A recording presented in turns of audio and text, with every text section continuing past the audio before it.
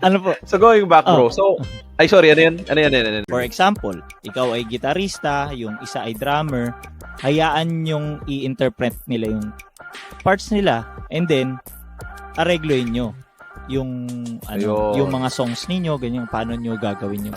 That way magkakaroon kayo ng magic, kumbaga, sarili nyong tunog. Ganun siya. Ayun.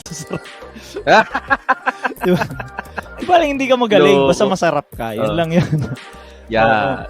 Magandang catchphrase. Anyway, ayun. Ayos, Inclined ako sa sa mga tunogan ng AC/DC, Led Zepp, even Ooh. Santana, si Santana. Mga malaro sa sa solo parts. Pero Tama hindi yung iba as in wala ka na sa tono or wala May sariling sarili mundo. ka ng mundo, hindi ganoon, oo.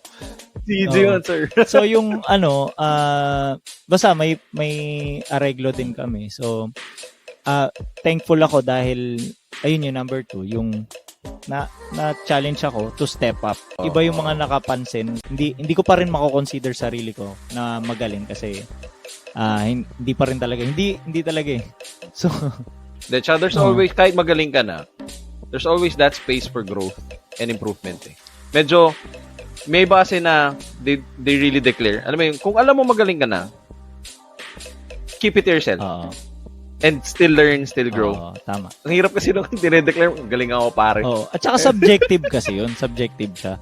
Subjective yun kasi sa'yo yun eh. Magaling lang yung isang tao para sa'yo, pero sa iba, hindi magaling.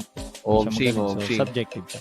Kaya talaga maganda rin na you're always open to the criticisms of others. Tama.